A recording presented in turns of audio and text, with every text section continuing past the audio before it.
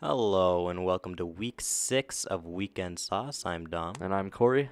And today we're going to be talking about WoW Classic. We're also going to be talking about more issues with Anthem. And to finish it off, we're going to be talking about DMC5. Yeah, just came out last week, and you've been Yeah, playing a lot of it, so fantastic. taking a look at that. But I mean, yeah, just to start off with WoW Classic, and really this just comes with the specific kind of content schedule that Blizzard came out with. So, Kyvax, community manager for WoW, kind of laid it all out. I'm not going to read the whole thing, of course, but essentially the information that was told to the community is that they took a lot of feedback from their initial plans on what to do for WoW Classic and content releases, and they decided they're just going to kind of go with how it was back in the day. So they've got phases, right? So phase one, which is at launch, they've got we're going to have Molten Core, Onyxia, and Marudon. Phase two, after an indeterminate amount of time, we'll have Dire Maul, Azuragos, and Kazakh. Phase three, Blackwing Lair, Darkmoon Fair, and Darkmoon deck drops will start after that. Phase 4 will have Zul Garub and the Green Dragons. Phase 5 we have Ankaraj, that kind of whole war effort thing. The war effort starts at some point in the war effort. We have the raids. They said that they're also going to reconfigure dungeon loot, so we'll have tier 0.5 dungeon gear, relics, and drop rates and location changes. And then phase 6 we have Naxxramas and the Scourge Invasion. They haven't determined when phases 2 to 6 will occur exactly. Also, it was mentioned that PvP content is notably missing from the list above, which is because they're still like deliberating on how to do PvP, and especially with rewards and everything. So it was just kind of like a general sort of schedule that they've come out with. And I mean, yeah, I think what's really telling with this post is that they don't have any idea as to when phases 2 to 6 will come out.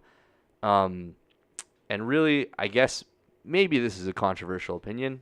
I really don't think WoW is like in a good place right now, and I'm not sure if WoW Classic's really going to solve any of those problems. It's Or not going to solve it, but I feel like WoW Classic is going to reignite the flame that old heads loved maybe, of WoW. yeah. I've always kind of maintained the opinion that WoW is kind of a pale imitation of a game that people already have way too many kind of rose-colored glasses type memories of, right? Because a lot of people are like, oh, this expansion from the past was when WoW was the best, and you have like all these old heads and people are like, Cough, cough, what look. yeah, all these people were like, Woltlick was the best, or Burning Crusade was the best, or no, screw you, Vanilla was the primo WoW experience right at the beginning, and it's like, I mean, it's a bit hard to believe just because of how dated everything is, and I mean, it's been so long that like I have to imagine that these people are like just remembering.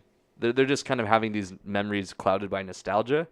And so yeah, we have WoW Classic, which is like the return to form of the original WoW, which I mean comes off all those controversies and issues they had with private servers and everything. Um, Private servers were lit, to be honest. yeah, well, it's I was interesting. on that hype. It's really interesting because like I don't remember how many years ago it was now, but you have that infamous Blizzard response of like you think you want it but you don't, and it's like, well, it turns out people did want it because they would go on these private servers and they were fairly popular. Yeah, people were still playing Wrath Yeah, on so private servers when Kato was out. yeah, I mean it's just a bit weird. I don't really have any interest in WoW Classic myself. I mean, we know guys who didn't even play WoW Classic who are like excited for it. I mean, I don't really get that myself, but I don't know. I mean, what do you think about this whole like kind of plan that they have, right? Because I mean, it's not inherently horrible because I mean, you get WoW Classic if you're subscribed to World of Warcraft just Yeah, it's like a bonus. It's kind yeah, of it's like kind of just like sugar on top. it's like an additional kind of DLC type thing. It's like you can play regular WoW if you want, but we also have classic WoW if you want to just go mess around with that. So I I mean, think in that note, in that vein, it doesn't necessarily annoy me or like take away from it, right? Because if I'm playing WoW, right, maybe I will take like a look at WoW Classic, right?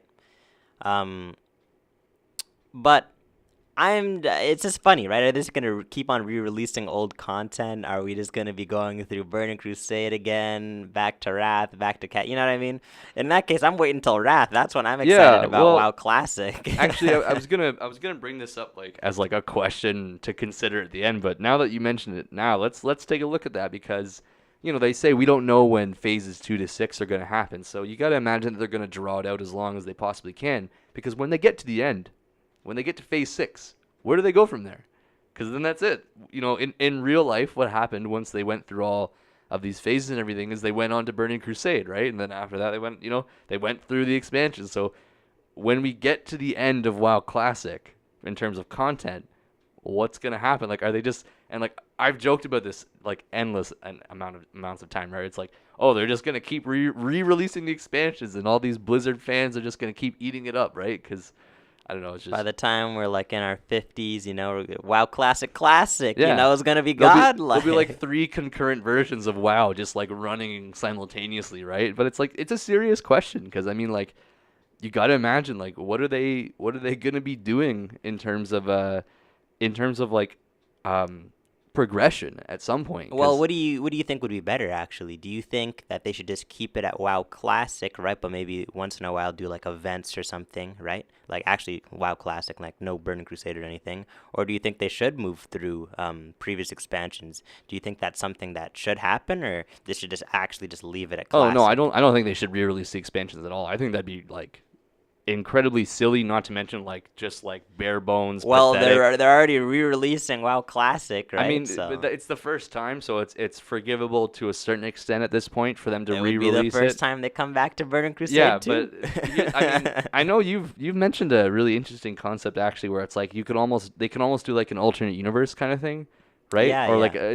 I don't want to say like a time walking type of deal, but where like kind of have like the main version of WoW and then like have this like weird wacky version of WoW. Exactly. They just do things differently than they did in the Yeah, I past, think right? that could be kind of neat because I mean, it's almost like they're just kind of telling a different story in the same setting, Hmm. right? Because I mean, the WoW setting is good enough. I mean, the lore and where the story's at now is pretty bad. But it was good at one point. It was enjoyable at one point. I mean, like I'm kind of an old head for that sort of thing because my interest in Blizzard and WoW really started with Warcraft 3, like back in the day, right?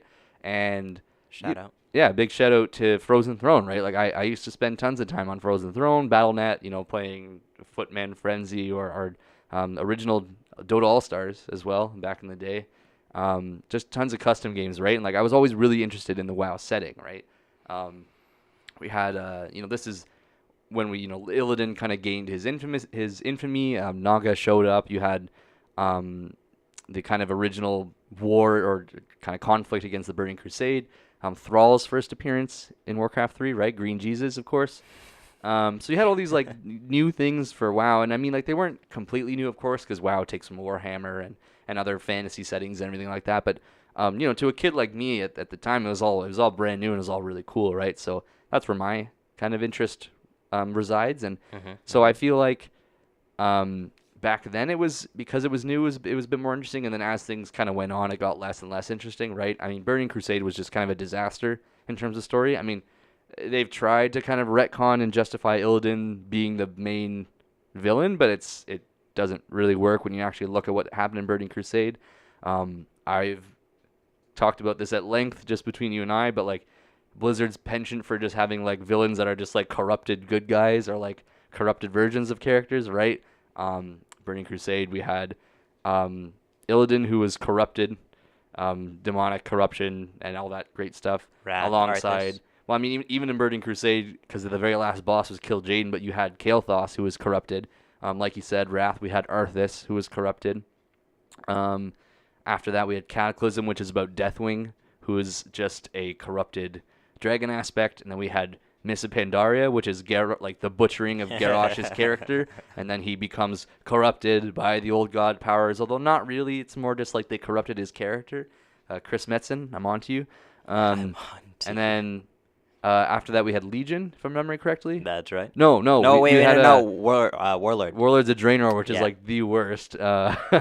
And it was just basically the Come on, cycle. man. Garrisons were lit, man. They were not lit at all. And then we had the Gul'dan. It starts, it's like, I remember the trailer. It's like, oh, well, Gul'dan's not going to corrupt any of the orcs this time, except some of them do end up getting corrupted, right? It's just like the same thing over and over again. Then now Jaina's whole thing is like, oh, she's corrupted because she wants to like kill the horde and everything. Like, is she going to do it or not? It's just they've never really had just like a really interesting antagonist like ever. It's all just like, yeah, this person who's corrupted. So But they look cool. they do when look they're cool. A lot of the corrupted, but times they look kind of cool. I will concede that fact. I mean, for me, it's just that the story is not interesting at all. I'd rather be doing other things. I mean, in terms of MMOs, I play Final Fantasy 14, of course. So, um, for them, they've always done their own story. They haven't, they've pulled things from other Final Fantasy games where applicable, but it's always been kind of very straightforward in terms of like. Less corruption.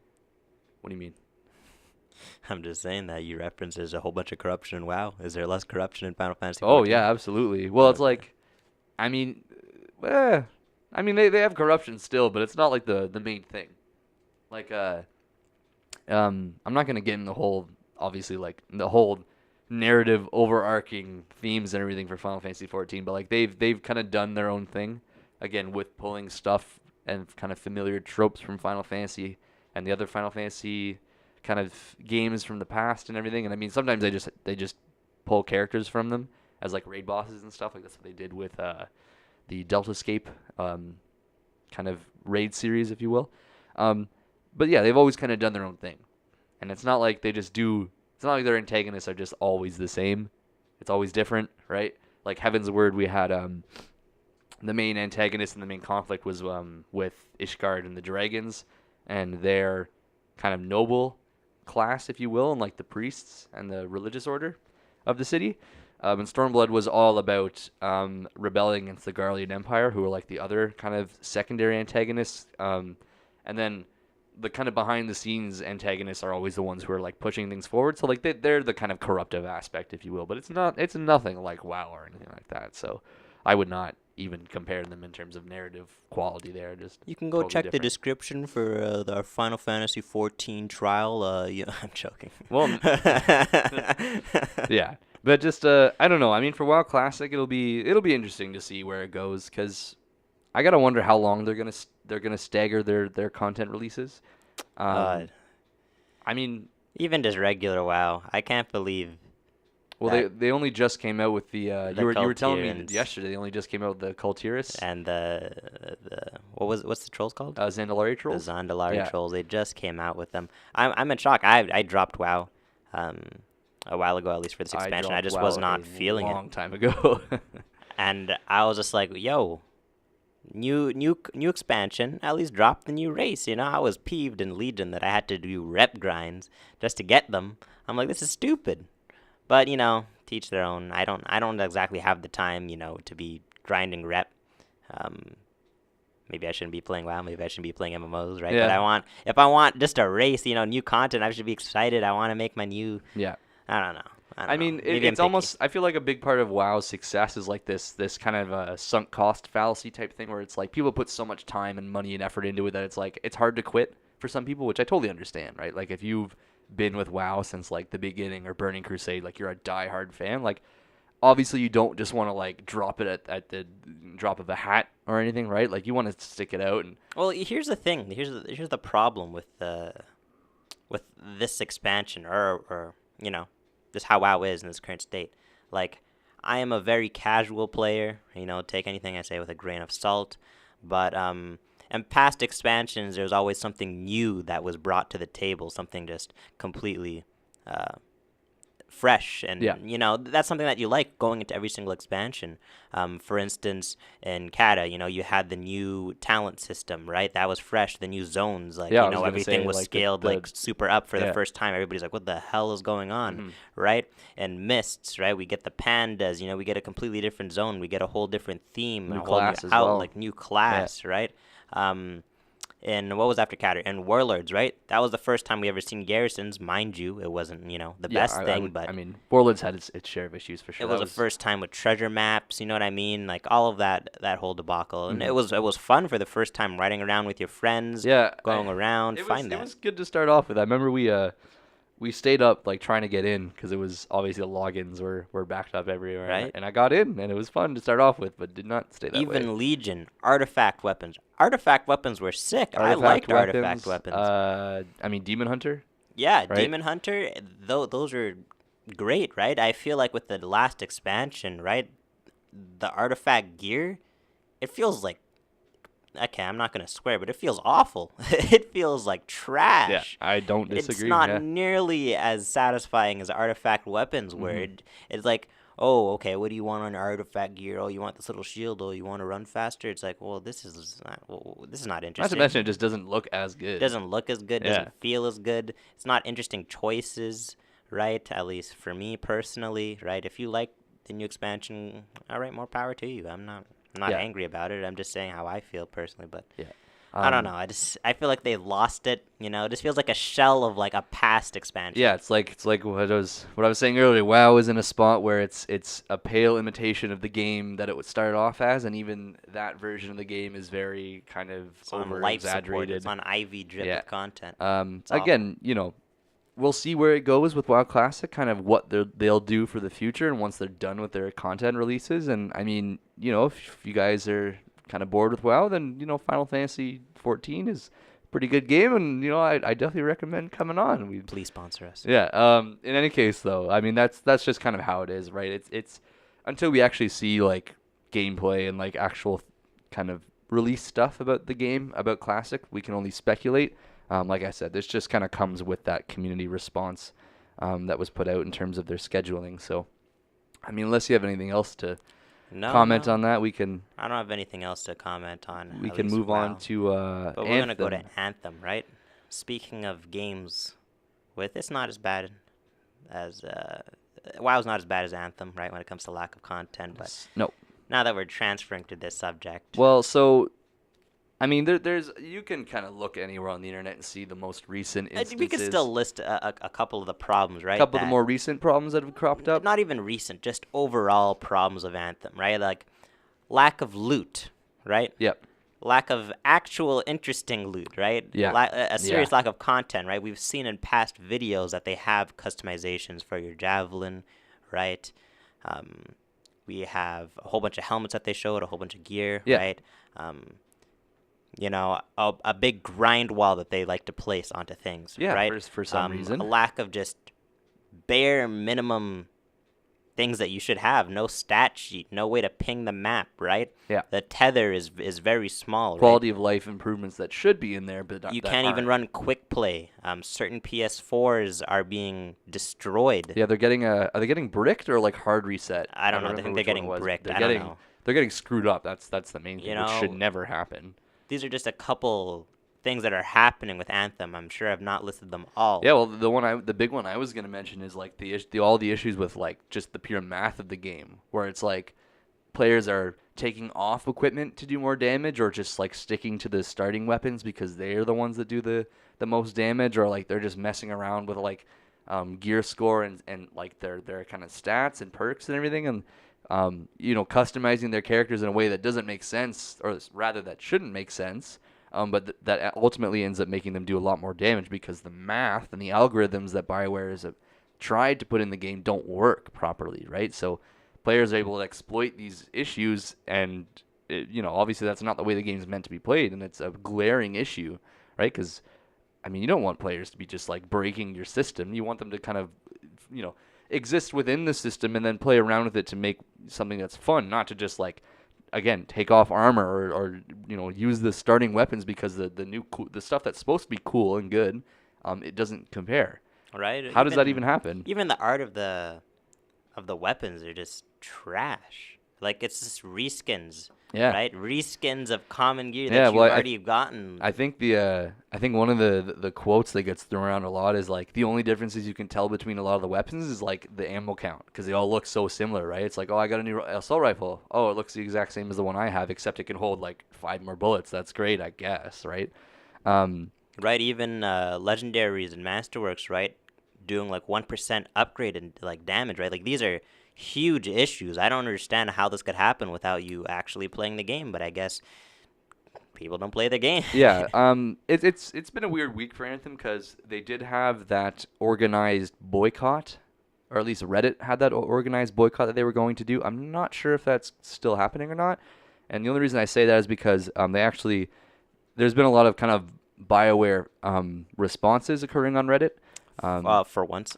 Yeah, the one that I had mentioned to you there was by the community manager Darokaz, and he was just I mean, I'm not going to read the whole thing because it's pretty much just general. No, but It's very generic PR drivel where it's just like, we're doing our best. I can't comment on a lot of these because I'm not a developer, but we want you guys to know that Anthem is here to stay and we're doing our best. And yeah. we understand your frustration, yada, yada.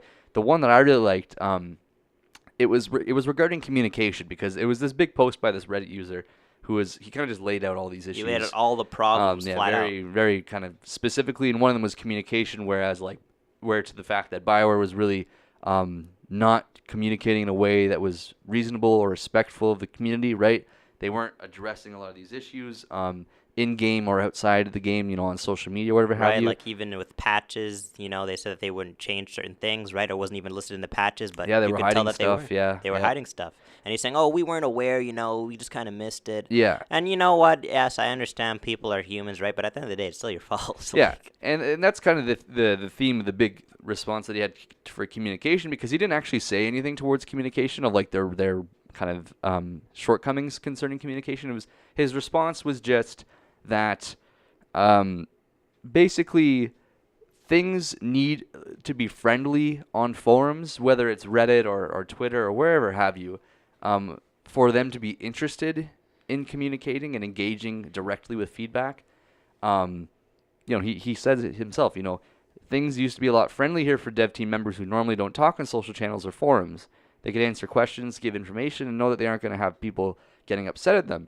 Why would a dev team member take the time away from working on the next update to post when they know it's likely to be met with hostile replies, or they get flamed because they can't answer other questions that players are asking? And there's a little bit there's a bit more to the response there, but why is it? And again, this might be something of a not a hugely controversial opinion, but like I feel like a lot of people have the opposite kind of viewpoint. But I know you and I have always said, like, why is it that when it comes to criticism and feedback, there's always this penchant for like, we only accept feedback if it's nice, if it's not that it's well constructed. Of course, you want well constructed feedback, but it has to be nice. You have to like say that you have to provide feedback, but in a way that still kind of puts us, gives us power over you.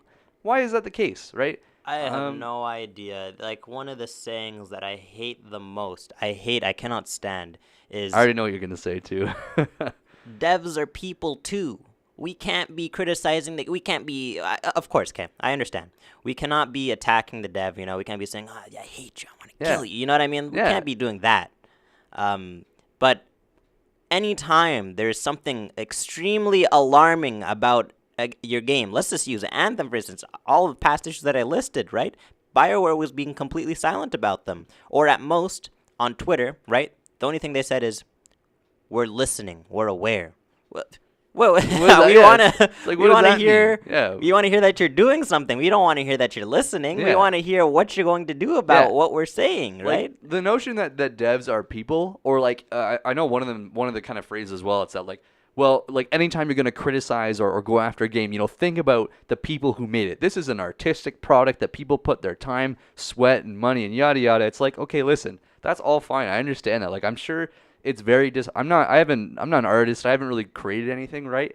But I can still understand that it's extremely disheartening to like put all your time and effort into a product, and for it to come out and then only have like some 13-year-old idiot be like, "LOL, this is the worst thing I played in my life. You suck," right? Something like that, like some stupid comment, like that would probably suck. But it's like at the end of the day, if the devs are refusing to kind of engage with feedback or engage with the community, it's like, well then like what's the point?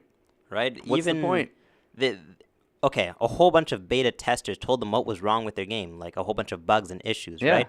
And what they do now, or at least recently, is they're like, oh, we have this bug, please send us data on what's happening and how it's being recreated, right? And it's like, listen, I get that we're doing this for you. Or I say we, I'm not part of the Anthem community. Of course, Hopefully, maybe one day when the game's fixed, I will be, but until then, no, Doesn't thank you. look that way, but But you should not be having your community, it's nice that they're doing it, but you should not be having your community doing your work for you. No, that should certainly already not. be done. Yeah, like I'm well aware of the concept of known shippables, which is basically like, in brief, a dev company will know that their game has like some bugs, It's just that like it might be something that doesn't break the game or is really This breaks the yeah. game. All that sort of concept is all stuff that isn't a huge issue. It's like, maybe if a player like messes around with the system too much, like they can crash the game. So they'll know that's a thing and they'll fix it in a patch. But in terms of releasing the game, it's like, well, it's okay. That's going to be very rare. Like you have to look for that sort of thing. For Anthem, that's not the case, right? Again, we mentioned people's PS4s are getting screwed up because of this game, and it's like, why has that not been fixed yet?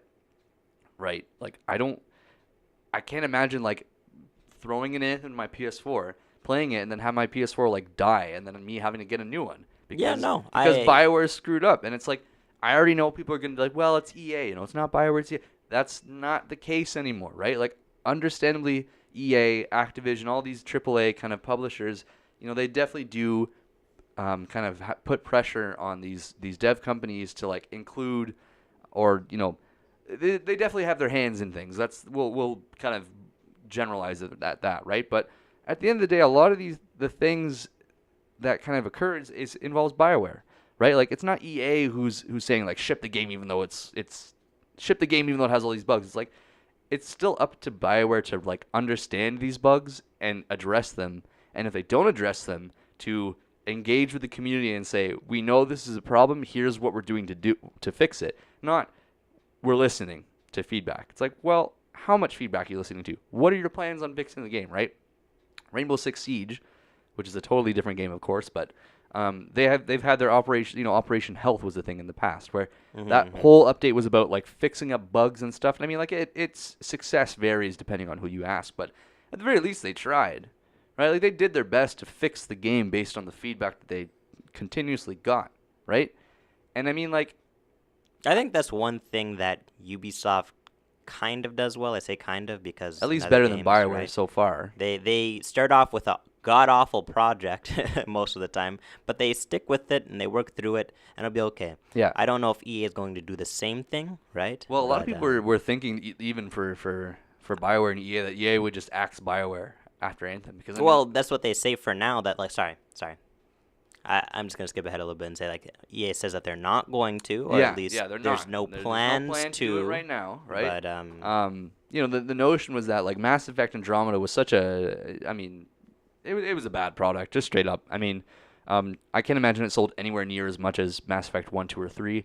The game itself, again, buggy, weird. I mean, geez, you can just look up all the memes yourself. I'm not like, it was hilarious to look at. It was like a train wreck, right?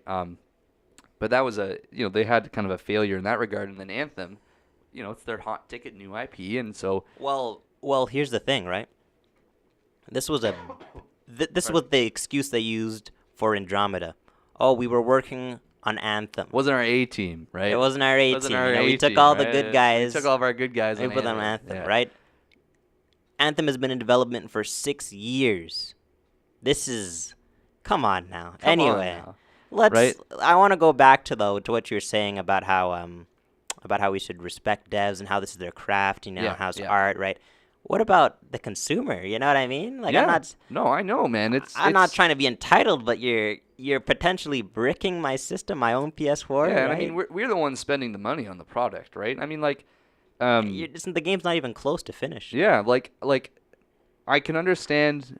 Like I've never been like overtly malicious to devs or anything, right? I don't usually provide a whole lot of feedback on Reddit or anything. If I do, it's in an official channel. It's always very polite, right? I do the best I can. And so I can get, like I said, like, if you go on to Reddit and you see like a bunch of, neckbeards or incels or whatever, like just going off about Anthem and all this stupid stuff, it's like, well, obviously you don't want to listen to that feedback. But there's really good feedback to be had, but you have to go look for it. So like the notion that like, oh, well, things aren't really nice all the time on Reddit. Like, why would devs come on here? It's like, well, they should be at least trying to see what people are saying about their games so that they can make the proper fixes, right?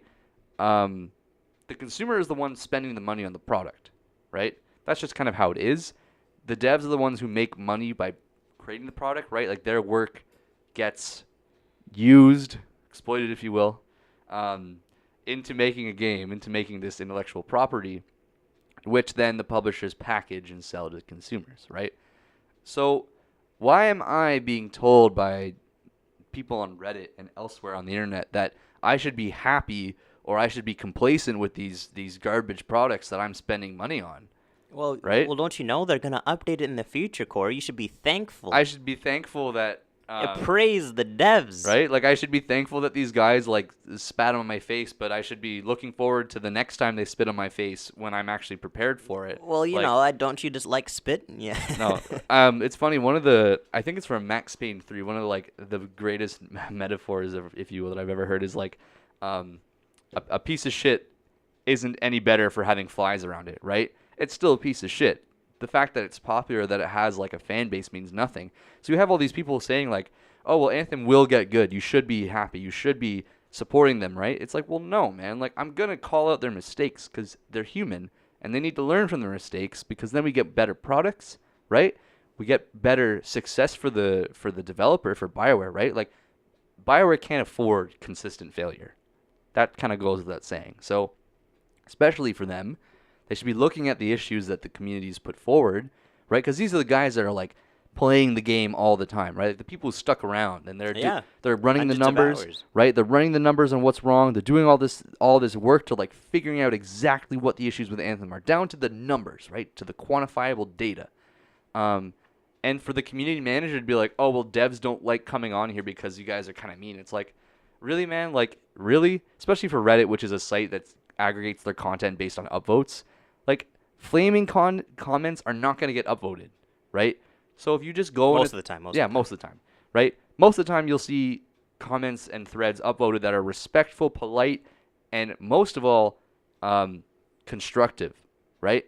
As long as the feedback is constructive, then you can do something with it. Again, if it's just some 13-year-old idiot saying, like, LOL, your mom gay or something, that doesn't help anybody. But if it's like somebody who's spent like 100 hours in Anthem, has done all the numbers, has spent their time like trying to figure out what's wrong with it, and they say, hey, listen, here's what's wrong with it. Can you tell us what they're doing or what you're doing about it? And then again, Well, that's what I find so funny about the response, right? The original poster, I can't remember his name. Mm-hmm. He listed out all the problems to a T that the game has, he's, right? Very well formed. And as you said before, especially when it came to lack of content, his response was, I'm not on that team, so I don't know what's going on with that, right? I feel like that was generally his response. The funniest part, Corey, is when you sent me this, right? Yep. For us to review and talk about To it for look at, today, yeah. right? I read it, and it's a lengthy post, and I said, this says nothing. It doesn't say, yeah. It doesn't say anything. Like I said, it's kind of just like that generic PR drivel where it's like they skirt around the specifics and they just say, we're doing our best. We're committed to the game. Anthem's going to be here for a while. We appreciate your support and your feedback, and we're definitely making sure that we're going to improve the game. It's like, okay, but what are you doing? Like, how are you going to do that? Like, what are you hoping to fix? Like, are you going to fix the loot? You going to fix the numbers? Like, what's coming in the next patch or the next big update or anything? And even worse than that was just the responses to the post. I know you and I are kind of having a laugh about that too, but it's, guys are like saying stuff like, thank you, BioWare, for taking the time to respond, BioWare, all this, please, right? Thank you.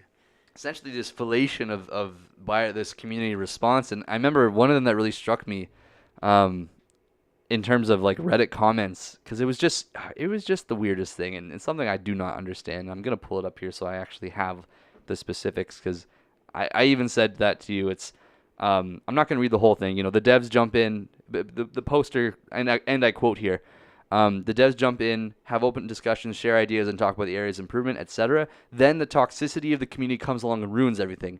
Then we're left with a couple of community managers handling every single social media and comms outlet. That's their job, right? Community managers are supposed to engage with the community, right?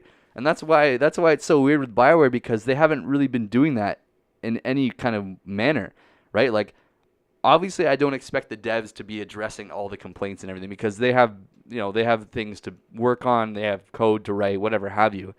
But the community manager is supposed to be able to take what the devs are working towards and communicate that in a way that makes sense towards the audience and the consumers. But again, with this post that we have, he basically said nothing, right? So honestly, he said nothing. He didn't say anything. So it's like, where are we now? Where's Anthem? I know, like nothing. He brought up nothing. Like this, he actually brought up nothing. He said that he doesn't know if anything. Even this whole discussion that we've had, it's basically like, to sum it up in a sentence, like Anthem. We don't know what Anthem's gonna be, like where Anthem's gonna be, because BioWare hasn't said anything, even with their numerous dev posts and community manager engagement posts and all that. They haven't really said anything in terms of specifics. They've just been saying, like, yeah, we see that you're upset. We're going to do our best to fix it. It's like, but how? Right? Because they could, like, fix it and put that in scare quotes. They could fix it and cause even more problems because they didn't look at the feedback properly or something like that, right? So it's just confusing. It's, again, I don't know. I don't like how this is a concurrent theme on the show, but it's like I keep getting impressed at how poorly companies can manage their products and services and everything, right? Like, these are like $1 million corporations, right? These are big corporations. They should be able to do things properly. And let's even take it at face value, right? You're saying, yeah, I'm relaying all this information back to the company, back to the people that it matters to. Yeah. What are they doing, right? Like, if you're truly relaying the information, why is nothing being done? Seriously. Right? When it comes to loot issues, there was a bug in the beginning, and loot was great. Loot was fine. Everything was amazing, hunky-dory, right? But they decided it's so easy to just turn off the switch, but apparently it takes weeks to turn it back on for whatever reason it may be. Whatever reason. Yeah, I don't know. It's just strange to me. I mean, I almost feel as if, like, they need to, like, before they come out with any expansions or DLC packs or whatever kind of stupid, greedy plan they have for continuing Anthem, they need to fix these problems, right? No Man's Sky just announced another kind of update that they're doing, and I have no interest in that game because of how awful it was and still. But I heard is. It's pretty good now. Actually. Yeah, but that's the thing, right? They looked at what they needed to do and they said, we have to make this game better. And I mean, like, if you pre-ordered No Man's Sky and you were disappointed, that's just the unfortunate reality of the video game kind of industry, where products are never as good as they're advertised. But at least they kind of looked at the feedback and all the kind of critical reception or critical responses to the game, and they said, we're going to do better. Here's what we're going to do better. And then they did it. With Anthem and BioWare, they're just kind of saying, we're going to do better. But I'm sure they will do better. I'm not saying they won't. But I feel like it should have never been this bad in the beginning. It shouldn't, right? No. Just simple things that past organizations or past developers have already went through. Yeah, right? and I mean, with Destiny, with Diablo, seriously, with The Division, right? I remember the first time we talked about Anthem, like 2 or 3 weeks ago, I think it was. I even said, like, so far Anthem has been touted as having the worst portions of Destiny 1 and the worst portions of Mass Effect Andromeda. It's like, how is that even possible? Like, you have 2 games of looter shooters in the past 10 years to look at, Destiny, of course, and you still make the same issues that they did? Like, do you not just do your research? Do you not look at your competitors? Or I don't know. How? I don't know how long we could keep talking about this, but I just have to stress the fact I don't understand this community. I don't understand people, sorry, not even this community. I don't understand how this response was given. Yes, it's nice to have a response. I'm not saying that because they weren't saying anything before, right? Yeah. But if the response is just more nonsense, right? If it's just more reiterating things that you already know, right? That nothing new has come to light besides I relayed this information to my teams, you know what's happening. Actually, about when it came to the lack of loot, I don't know what's happening. I'm not on that team. Actually, if people are mean, I'm not gonna come on, and nobody wants to really talk to people that are mean. You know, to me. if you're kind of what? if you're kind of mean to us, like, don't, like, sucks to suck. Like, we're not gonna do anything. And all the responses are, thank you. Thank you. Oh, praise be, hallelujah. Yeah. Our Savior has come, the reckoning. I mean, there's definitely an argument and a conversation to be had with regards to Reddit engagement.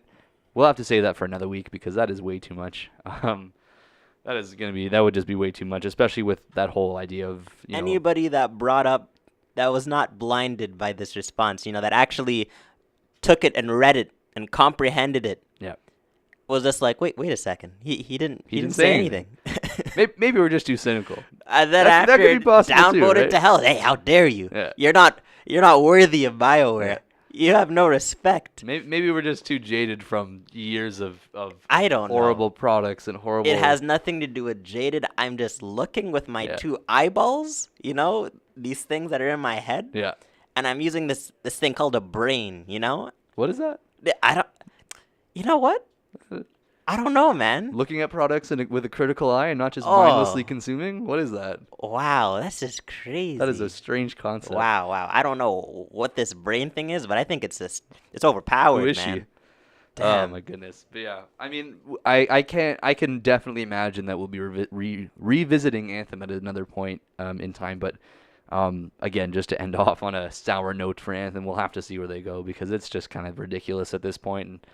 And I don't really know what else to say. It's just a whole nightmare. But Again, yeah. Just stand up on Anthem. I hope it gets better. Again, it has good things. I've heard good things about it. It looks beautiful, right? yeah, The javelins feel amazing to play. Besides, certain controls, but that's besides the point. yeah, Um, it's a very unique world. I haven't. The story's not the best, right? But they can do interesting things with the story, Yeah. right?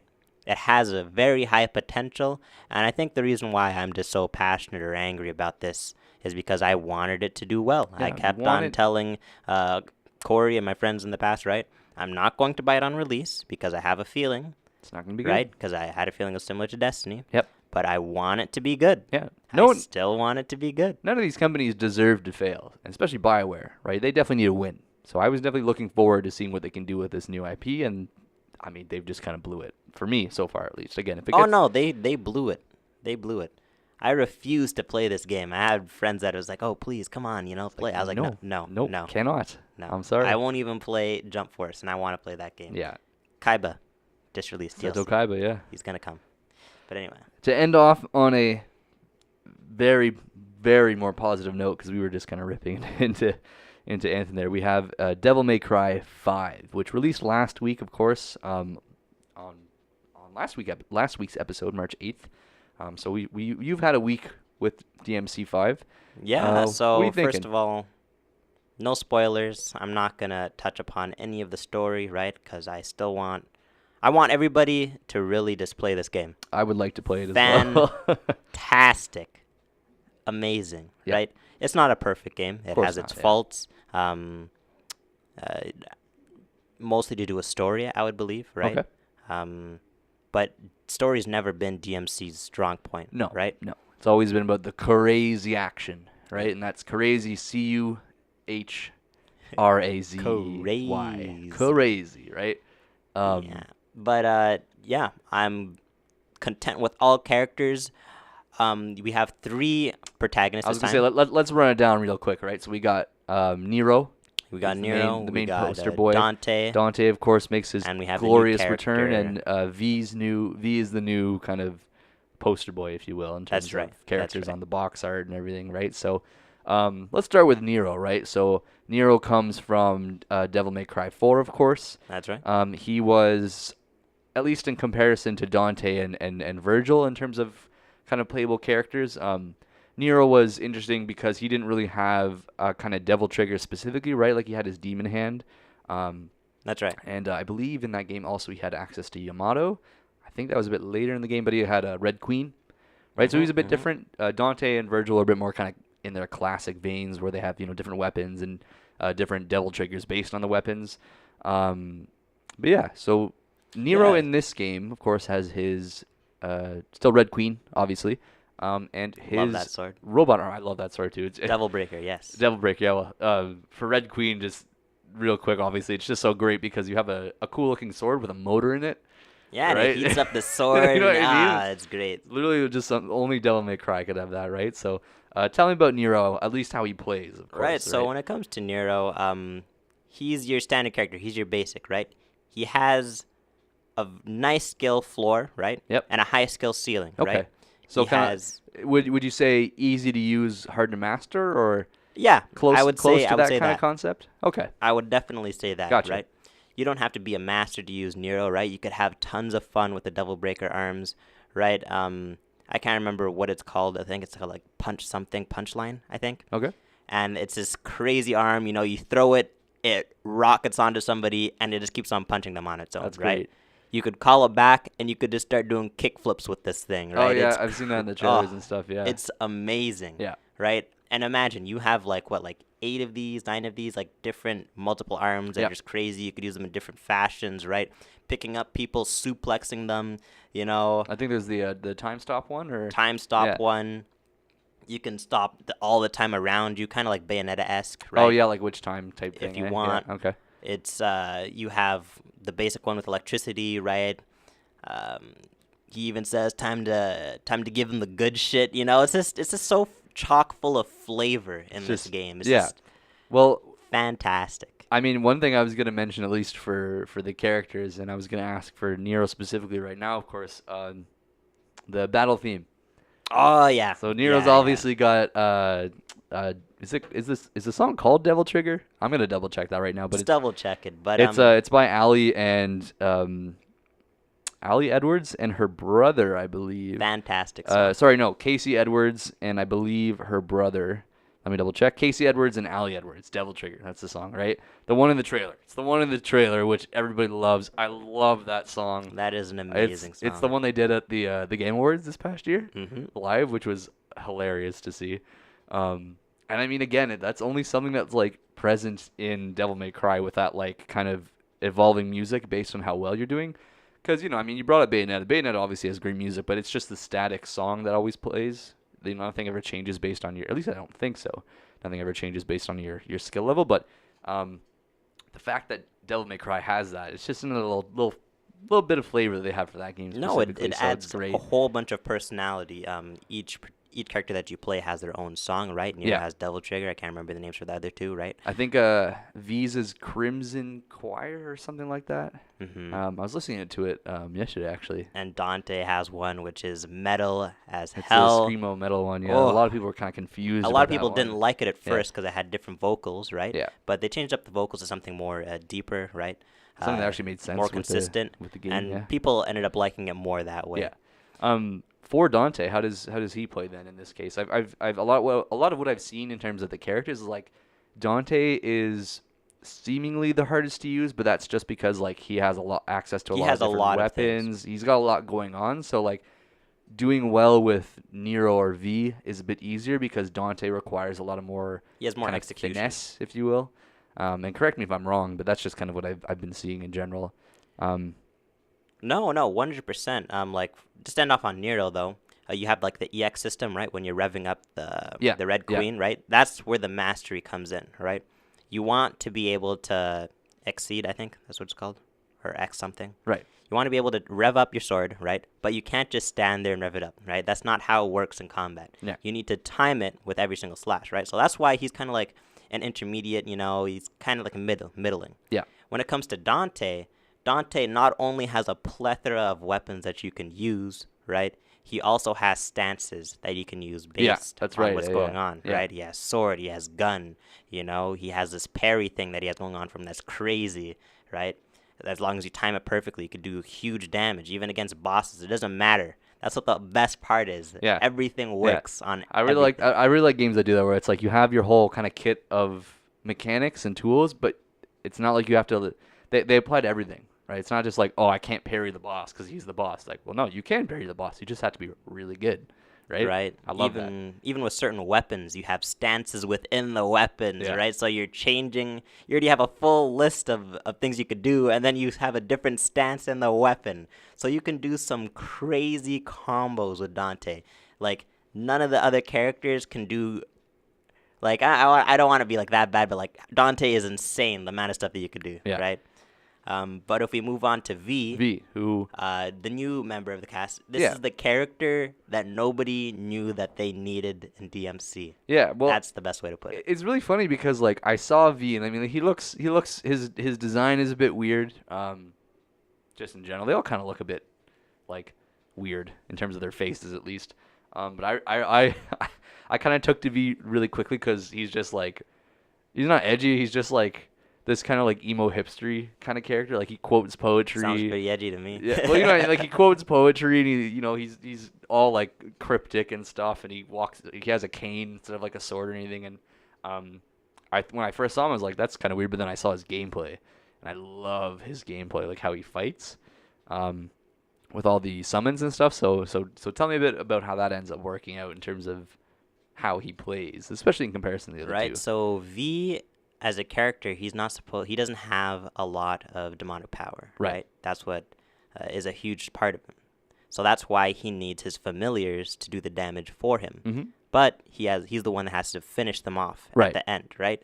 So it's kind of just funny when just seeing your character read like while a whole bunch of your like familiars just going crazy in the background, Yeah. and you're reading, so you could like charge up your devil power, right? Your demonic Mm-hmm. power. Mm-hmm. So you could eventually summon Nightmare, which is The golem looking one, right? yes, Yeah. Yeah. he's just fantastic. He Yeah. just completely decimates everything in his way. You could jump on his back, and you're invincible, legitimately.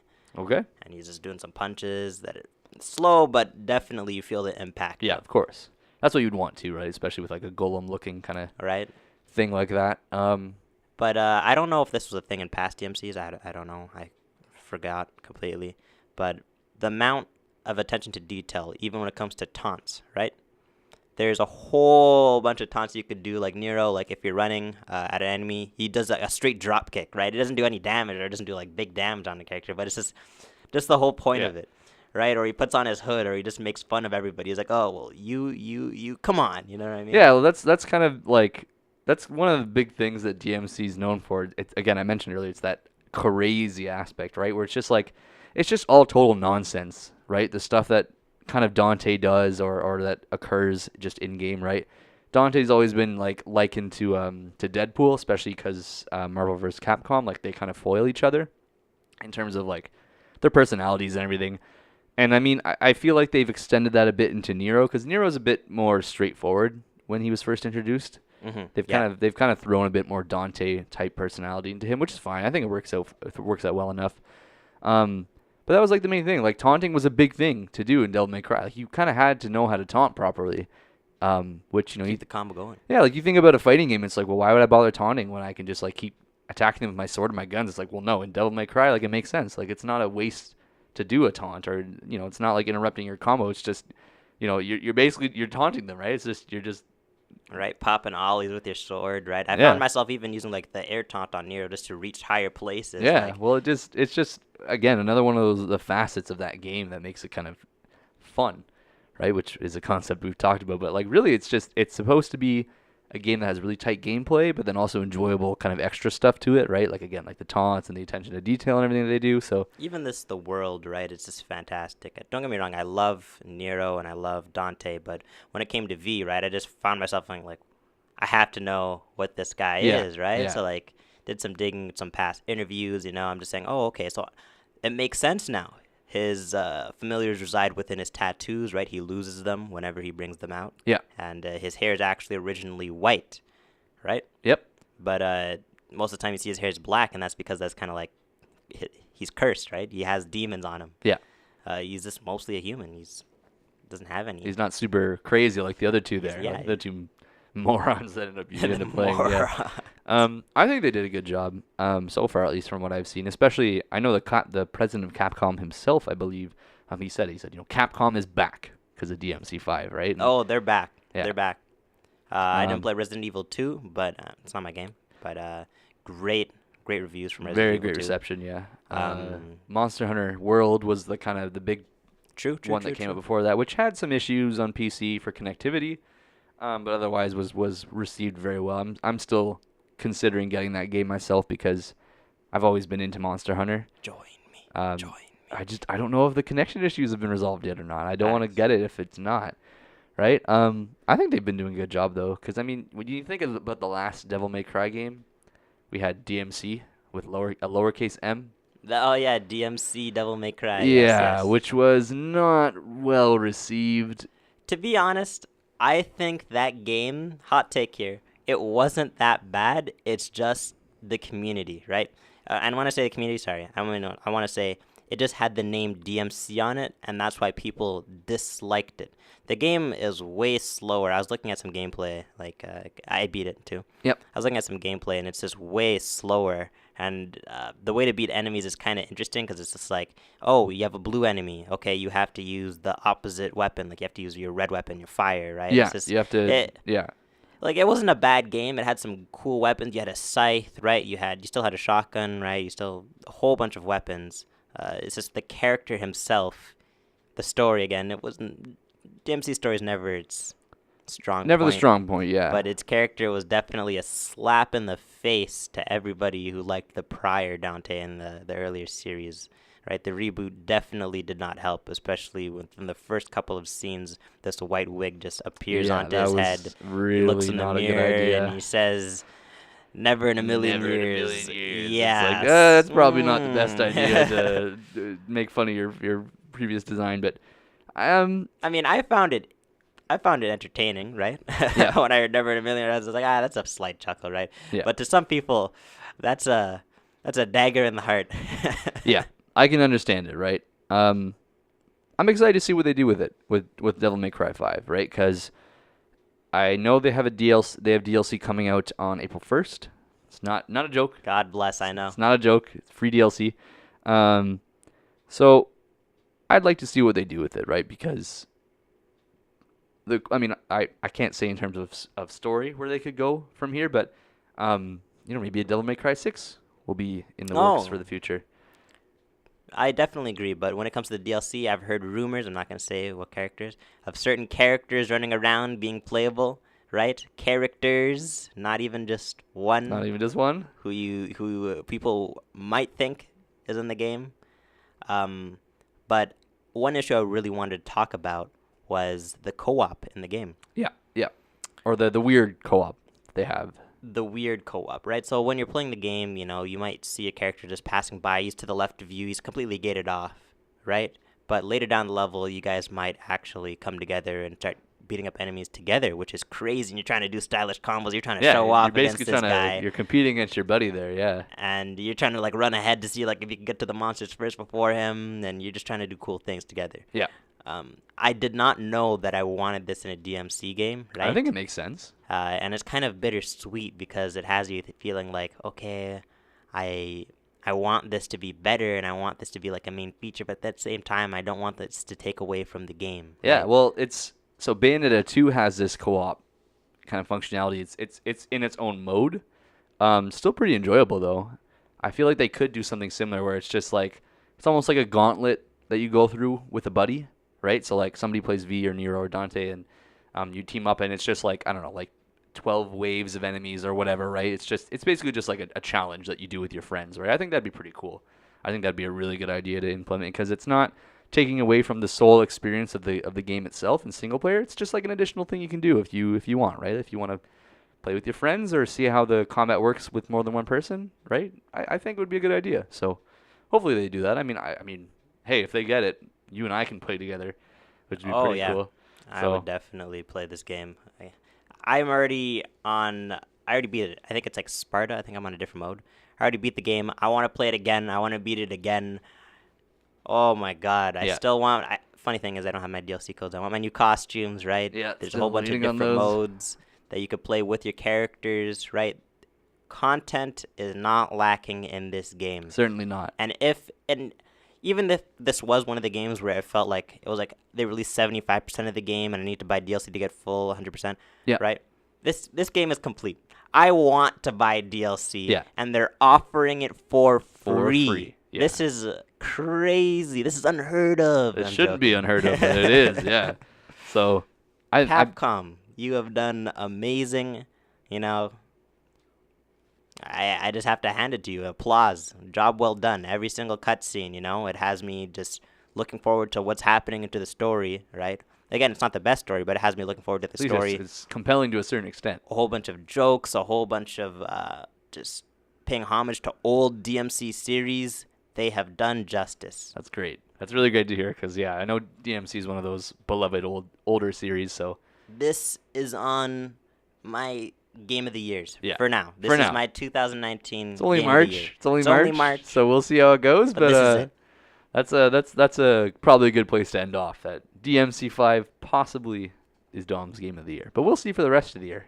I'm looking forward to it. Yeah, I mean, hey, E3's in a few months, so maybe there'll be some stuff on the radar then, or DMC6, JK, or maybe it'll be stuff that we can criticize even more. Who knows? But on that note, we're running out of time here, so thank you so much for watching. As always, we have YouTube, of course. Please subscribe, like, all that great stuff. We actually don't post to SoundCloud anymore just because reasons.